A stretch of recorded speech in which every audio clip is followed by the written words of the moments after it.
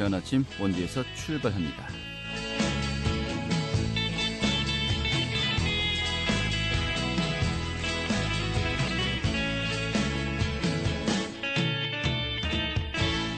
안녕하십니까. 6월 15일 화요일 아침에 인사드리겠습니다. 상쾌한 아침 원주에서 출발합니다. 진행이 함께합니다. 자, 오늘은 종일 흐리겠네요. 비가 또 오늘 더위 주춤하겠는데요. 어제 원주 지역의 한낮 기온이 30도를 넘어서면서 정말 한여름 날씨를 보였습니다만 오늘은 26도까지 오르겠습니다. 현재 기온 20도 보이고 있고요. 대부분 지역이 어제와 비슷하거나 조금 낮겠습니다만 일시적인 현상이라고 하죠. 내일부터 또 다시 전국에 30도 안팎의 더위가 시작되겠다고 합니다. 비는 오지 않겠네요. 오늘 준비한 소식 살펴보도록 하죠. 이 원주시도 강원도형 민관협력 배달 앱의 가맹점을 모집하고 있습니다. 그 내용 살펴보도록 하겠고요. 또 최근에 재판부의 판결, 일제강점기 시대에 있었던 이 비극에 대해서 글쎄요, 국민들의 법감정과 좀 다른 판단이 내려지면서 좀 많은 분들이 공분을 하고 있는데요. 이런 가운데 지난주에 있었던 원래 수요 집회 그 분위기 좀 전해드리도록 하겠고요. 또 횡성정신건강복지센터의 사업 내용도 함께 알아보도록 하겠습니다. 자세한 내용 살펴보도록 하겠고요. 6월 15일 화요일 상쾌한 아침 원주에서 출발하겠습니다.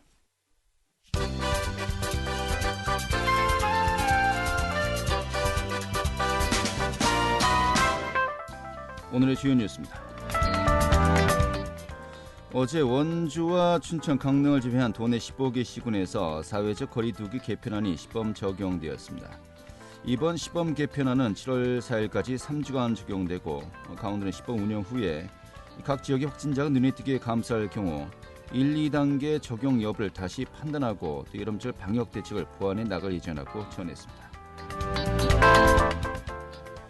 이 강원도 내에서 올 들어 중증 열성 혈소판 감소 증후군 SFTS의 첫 번째 환자가 발생했습니다.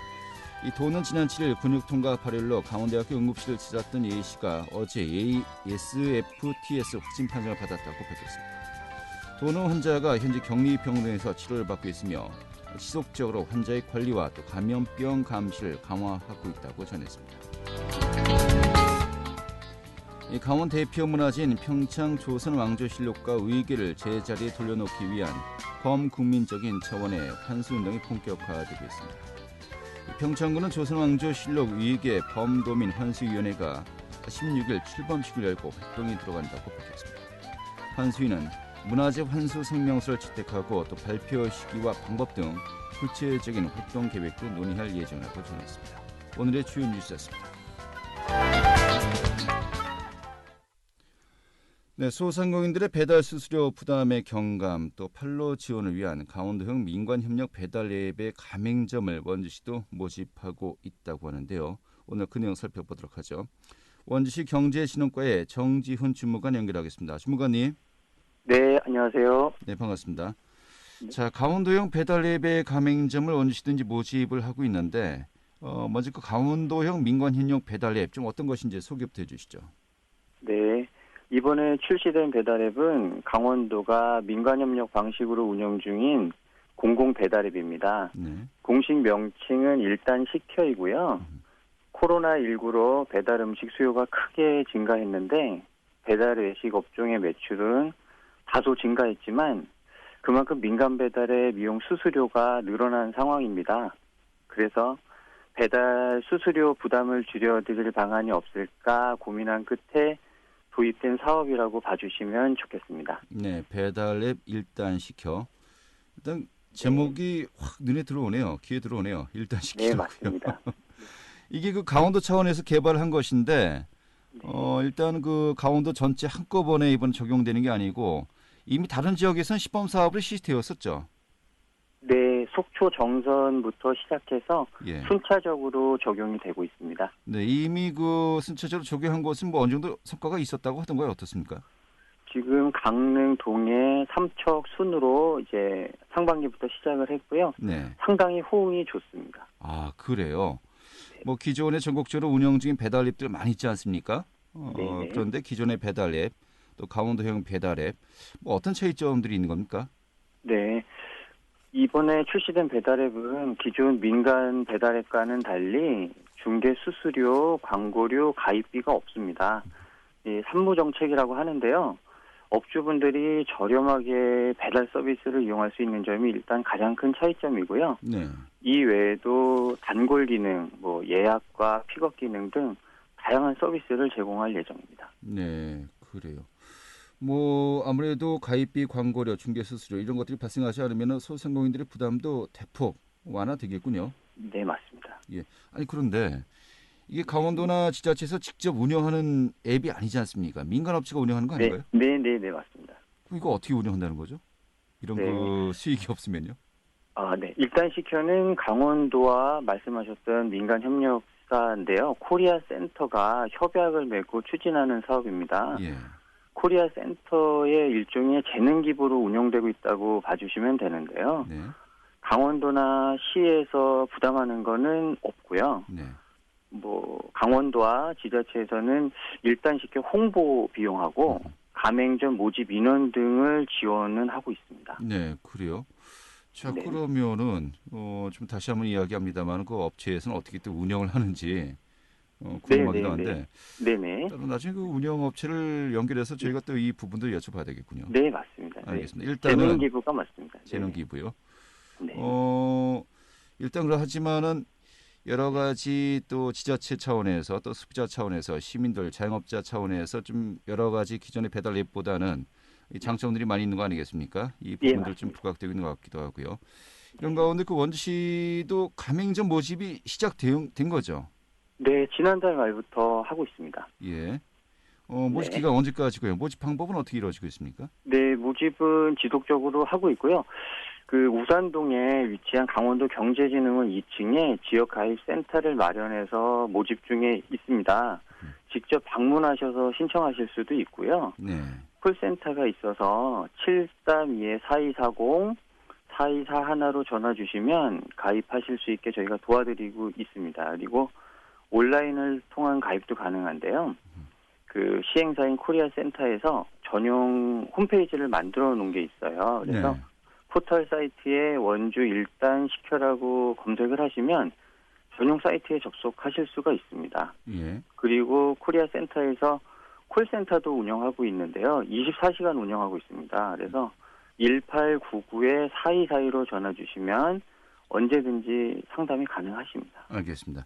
자, 그런데 이러한 그 배달 앱이 성공하기 위해선 또 소비자들의 호응도도 중요하겠습니다만 또 그만큼 가맹점 가입을 많이 해야 되는 거 아니겠습니까? 네, 맞습니다. 지난달부터 가맹점 가입을 접수하고 있는 것인데 현재까지는 좀 실적이 어떤 것 같습니까? 네, 저희가 7월 중순경에 이제 서비스 오픈을 할 계획인데요. 네. 어제까지 한 400여 개 업체가 희망 가맹점으로 사전 등록을 해주셨고요. 예. 7월 오픈되면 더 이제 수요가 있으실 것 같은데 최대 2,000여 개까지는 가맹점을 확대할 계획이 있습니다. 예. 아직은 배가 고픈데요. 네, 맞습니다. 더 계속 많은 많은 관심을 좀 보여주셔야 될 것 같습니다. 최종적으로는 정말 몇 군데 정도의 그 업체가 참여해야 정말 이게 정상적으로 또 어느 정도 소개 성과를 거둘 수 있다라고 좀 예상하고 있습니까? 네, 원주에 지금 요식업체, 외식업체가 8,000여 개소 정도 되는데요. 예. 외식업체 중에서 배달을 업으로 하는 업종이 한 2,000여 개로 지금 돼 있어요. 그래서 네네. 2,000개 이상은 들어와야지 기존 민간 배달앱과 비슷한 수준이라고 봐주시면 될 것 같습니다. 알겠습니다. 이게 그 기존의 전국적인 그 배달 앱들은 어느 정도 그다음에 많이 운영도 되었고요. 또 소비자들이 많이 인지도도 있고요. 경쟁력이 있는 거 아니겠습니까? 근데 후발주자가 따라가기 위해서는 그만큼 여러 가지 이 장점들 또 혜택도 많이 부과가 돼야 되지 않을까 싶은데 그런 가운데 그 원주 산업 카드와 또 결제 기능을 결합해서 여러 가지 어드밴티지도 있다고 저는 들었습니다만은 여러 가지 혜택들 어떤 것들을 고민하고 있습니까? 네, 그 이번 일단 시켜에서는 카드 결제도 되지만 지역 화폐도 결제 기능이 이제 탑재되거든요. 네. 그러면 카드 결제 수수료는 사실 그 결제 수수료가 부담이 되는데 지역 화폐를 이용하시게 되면 그 부담이 또 상당히 줄어들게 됩니다. 네. 강원 상품권은 한 0.5% 정도의 결제 수수료가 발생하고요. 원주 사랑카드는 아직 미정인데요. 네. 2% 이내로 지금 결정될 예정이라서 카드 수수료 부담도 상당히 줄어들게 되는 상황이고요. 네. 그리고 소비자 입장에서 이제 이 일단식혈을 많이 써주셔야 되는데 소비자분들이 지역 화폐를 이제 이용해서 결제를 하시면 네. 아무래도 10% 할인된 금액으로 충전된 카드니까요. 예. 배달 음식을 10% 저렴하게 이용하시는 효과가 있다고 볼 수 있습니다. 알겠습니다. 다시 네. 한번 정리하죠. 그 네네. 원주 사랑 카드를 시민들이 구입을 하면은 전체 금액에서 10%가 이제 할인되는데 네네. 이 할인된 금액으로 또 배달 배달을 음식을 시킬 수 이용하시죠. 있으니까 네. 결과적으로 10% 할인된 효과가 네, 있다. 맞습니다. 이 얘기로군요. 맞습니다. 그리고 예. 출시 기념과 홍보로 다양한 쿠폰, 할인권 이런 발행 계획이 있습니다. 그래서 네. 많은 혜택을 드리려고 노력 중입니다. 원래 개업을 하면은 여러 가지 만 원대 행사를 하지 않습니까? 네, 다양한 맞습니다. 또 혜택들을 볼 수가 있겠군요. 네네. 자, 그리고 10% 할인. 요즘 같은 시기에 정말 이거 굉장히 매력적인데요. 네네. 알겠습니다. 또 이제 그 가맹점 차원에서도 수수료가 대폭 줄고요. 네, 맞습니다. 네. 이 강원도형 배달 앱 사실 이러한 것들을 통해서 이 자영업자들이 부담을 대폭 줄이자는 것이 원래 그 근본적인 취지 아니겠습니까? 네, 맞습니다. 또 지역 내에서의 여러 가지 좀 순기능도 충분히 우리가 어떤 예상을 하고 있는 것이겠고요. 지금 기대 효과는 어떤 것들이 있을까요? 네.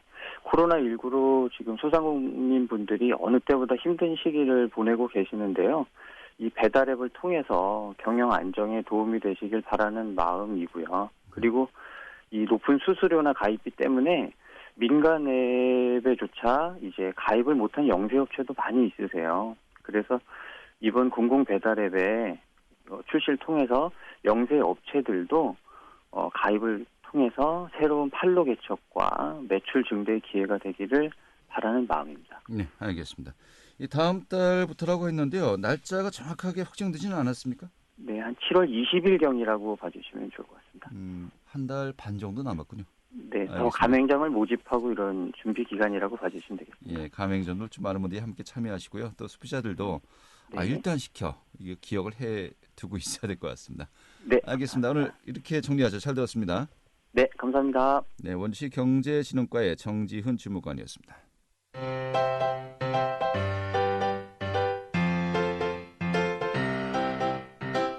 KBS 원주방송국이 유튜브 다시 듣기 서비스를 실시합니다.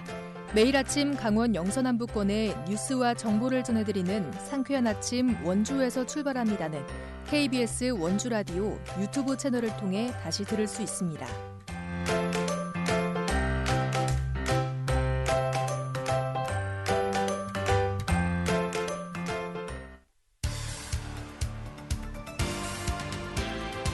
알찬 정보, 생생한 현장의 소식을 전해드립니다. 리포터 현장. 네, 원주시에서도 수요 집회, 이 강제징용 피해자들의 좀 아픔을 함께 나누기 위한 또 행사가 열리고 있죠.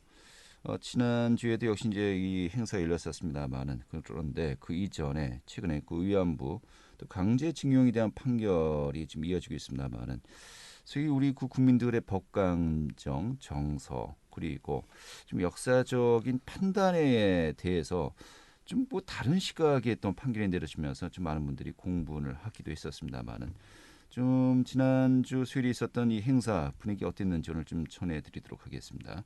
김한 리포터가 다녀왔습니다. 어서 오시죠. 네, 안녕하세요. 네. 자, 지난주에 이제 수요 집회, 추모 집회가 있었습니다만 분위기는 어땠습니까? 네, 저번 주 수요일이었습니다. 원주시청 평화의 소녀상 앞에서 원래 집회가 열렸었는데요. 현장의 분위기는 썩 좋지 않았습니다. 저번 주에 있었던 납득하기 조금은 힘든 법원의 판결 때문인데요.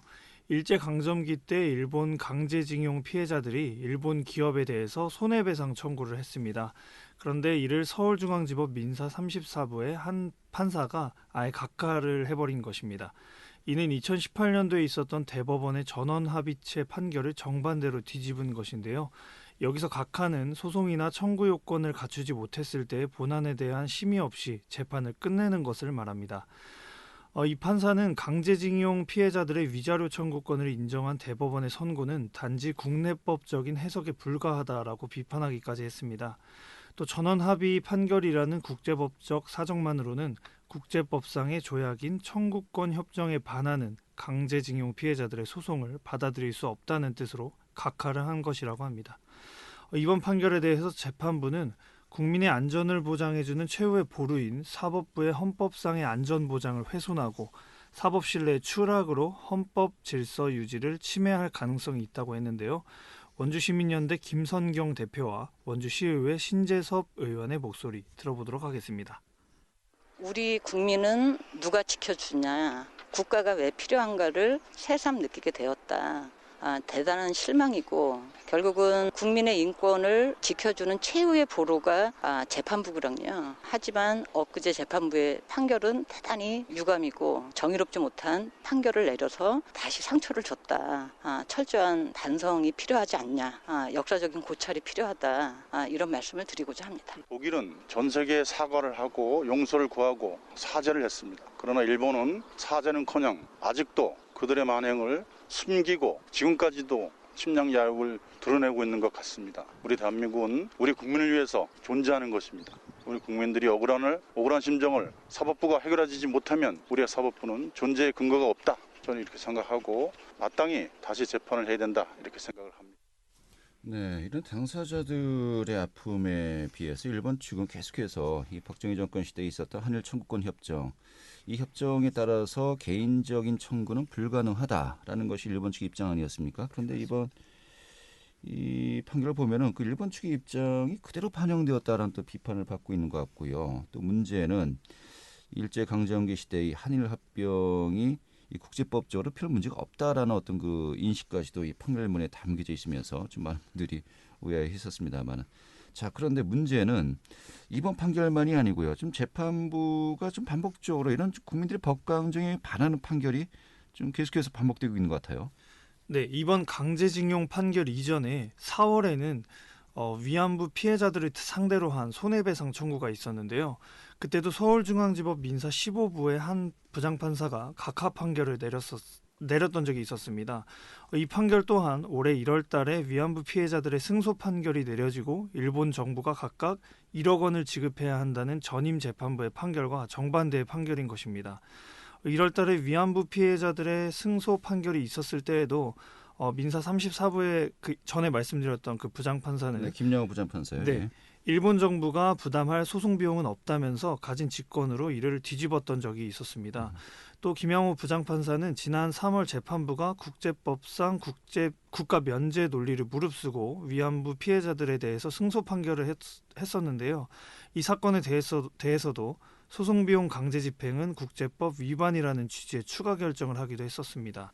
이때 논리가 이번 강제징용 판결의 예고편이었던 셈입니다. 집회에 참여했던 기독교 병원노조 민소영 홍보차장의 목소리 들어보도록 하겠습니다.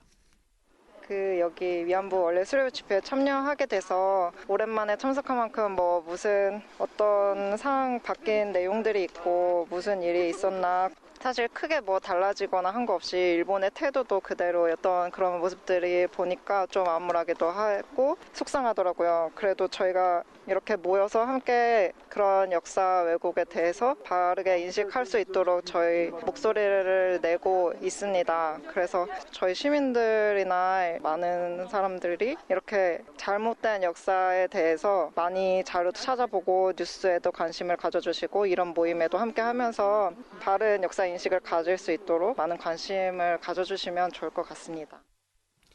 네, 역사라는 것은 우리 민족의 생각과 또 컨센서스가 모아진 하나의 또 판단 아니겠습니까? 그것을 좀 사법부의 어떤 개인적인 의견으로 좀 바꾼다.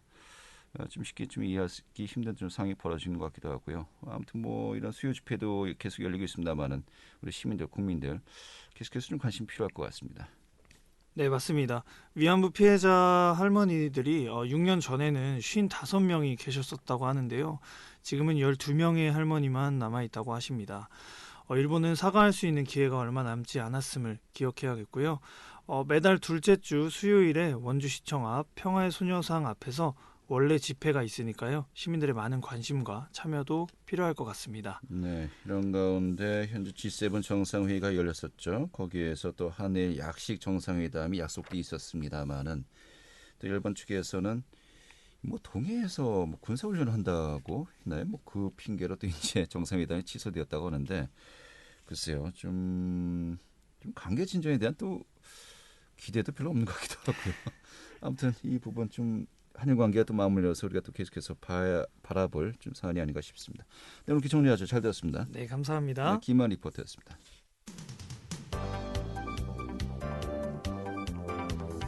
생생한 현장, 유익한 생활 정보를 전해드리겠습니다. KBS 원주 라디오 상쾌한 아침 원주에서 출발합니다를 함께하고 있습니다. 네, 지금 시각이 8시 51분이고요. KBS 원주 방송국의 상쾌한 아침 원주에서 출발합니다. 함께하고 계십니다. 자, 횡성 정신건강복지센터가 이 코로나 블루라고 하죠. 이 코로나 우울 극복을 위해서 정신건강 사행시 캠페인을 온라인으로 진행한다고 하는데 흥미롭습니다. 좀 어떤 내용인지 전해드리도록 하죠. 횡성 정신건강복지센터의 김지원 담당자 연결하겠습니다. 여보세요. 네, 안녕하세요. 횡성군 정신건강센터 김지원 팀장입니다. 예, 반갑습니다. 자, 횡성 정신건강복지센터 평소에 어떤 업무들을 이제 보고 계신 겁니까?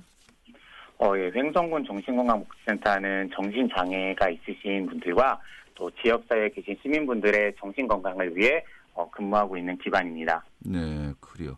자, 그런데 이 코로나 우울 극복을 위해서 뭐 행사도 진행한다고 했었습니다만은 뭐 코로나 블루라고 하지 않습니까?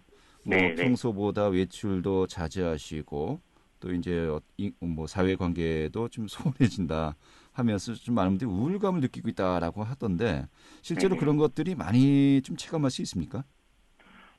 이제 아무래도 외부 활동이나 이런 다른 사람들 만나고 이런 모임이 적어지다 보니까 네. 굉장히 이런 것에 외로움이나 괴로움 이런 걸 좀 느끼시는 분들이 많이 있습니다. 네. 그래서 뭐 전화 상담이나 온라인 상담 이런 것에 좀 비중이 많이 늘고 있는 시점입니다. 네. 자, 그런데 이런 것들은 역시 또 대면 직접 만나 뵙고 같이 이야기를 나누고 함께 또 고민을 나누는 것이 가장 좋은 방법 아니겠습니까? 예, 그럼요. 네. 근데 그게 또 이제 한계에 부딪혔어요. 그만큼 네네네.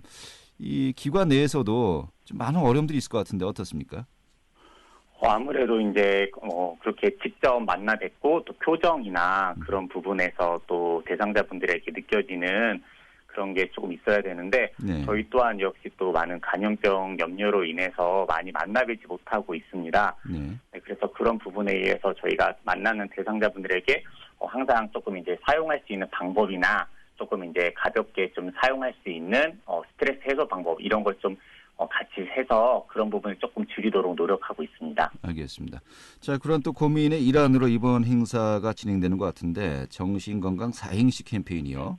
온라인으로 네네. 진행한다고 이제 들었습니다. 네네. 사행시 캠페인 이게 사실 이제 사행시 캠페인 한다는 게 과연 그 무슨 의미인가 좀 싶기도 합니다만은 이 캠페인 취지가 어떤 겁니까? 네, 코로나19가 이제 장기화되면서 많은 분들이 앞서 말씀해드렸듯이 코로나 우울로 많이 힘든 시간을 보내고 계시는데요. 네. 이제 이런 캠페인은 마음속에 있는 생각을 조금이라도 표현하는 것만으로도 스트레스가 해소된다는 점을 착안해서 이번 캠페인을 기획하게 되었습니다. 네, 그래요. 그러면은 정, 신, 건강 이 네 글자를 이용해서 이제 생각을 표현하는 겁니까? 네, 이게 맞습니다. 저희가 이제 그 정신 건강이라는 네 글자를 이번에 주제로 잡았고요. 네. 이 관련해서 이제 자기네 생각을 이제 표현하는 방법을 저희가 채택했습니다. 예. 6월 7일부터 이제 시작된 거고요. 이게 맞습니다. 예. 네네. 언제까지 계속되는 겁니까? 저희는 6월 7일부터 지금 2021년 6월 23일까지 진행될 예정이고요. 네. 30일에 당첨자 발표가 있을 예정입니다. 예, 다음 주까지 진행되는군요. 다음 주 수요일이요. 이게 맞습니다. 네네. 예, 예. 23일까지입니다. 네. 알겠습니다. 그러면은 현재까지 좀 참여 인원은 어떻습니까? 지금 굉장히 많은 분들이 참여해주고 계셔가지고 약 한 180명 이상 분이 참여해주고 계십니다. 네네. 예, 많이 참여하고 계시네요. 네네. 이 참여 방법은 어떻게 가능한 거죠? 네, 이번에 저희 정신건강 캠페인은 SNS 중 인별그램으로만 참여하실 수 있으시고요. 인별그램 앱에서 횡성군 정신건강복지센터를 검색을 하시면 네. 이번 정신건강 사행시에 대한 안내 게시물을 보실 수 있으십니다. 네. 그 게시물에 생각하고 계신 멋진 정신건강 사행시를 남기시면 됩니다. 인별그램이 어떤 겁니까? 인스타그램을 이야기하는 건가요? 예, 맞습니다. 네네. 그거 어르신들은 좀 약간 참여하기 힘들 것 같은데요. 예, 지금 그래서 저희가 일단 이번에는 온라인으로 일단 계획을 하고 있고요. 예. 다음 분기 때는 또 오프라인으로 하는 방법도 좀 고민하고 있습니다. 알겠습니다. 이 고민하셔야 될 것 같은데요. 예, 그럼요. 네네. 이 캠페인에 참여하신 분들 대상으로 뭐 상품들 준비되어 있다고 하는데 어떤 것들이 준비되어 있습니까? 예, 저희가 좋은 글귀나 톡톡 튀는 아이디어가 돋보이는 글을 저희 정신건강복지센터 직원분들이 투표해서 총 100분에게 모바일 상품권을 증정해드릴 예정입니다. 네, 참가상도 있는 겁니까? 저희가 일단 지금 참여 인원이 굉장히 좀 생각보다 많아져서 예. 지금 저희가 조금 이제 그 부분을 또 다시 논의하고 있는 중입니다. 네. 알겠습니다. 자, 요즘 코로나19로 인해서 뭐 많은 분들 어려움을 겪고 있습니다만은 이 정신 건강 상담이 필요하신 분들 이번 캠페인도 참여하시는 것은 물론이고요. 어디서든지 이 정신 건강 상담 좀 활용하셔서요. 정말 함께 이 어려움 극복해 나갔으면 좋겠네요. 알겠습니다. 오늘 이렇게 정리 아주 잘 들었습니다. 네, 감사합니다. 네. 자, 횡성군 정신건강복지센터의 김지원 담당자였고요. 자, 2월 15일 화요일에 함께했던 상쾌한 아침 원제에서 출발합니다. 오늘 소식은 여기까지입니다. 고맙습니다.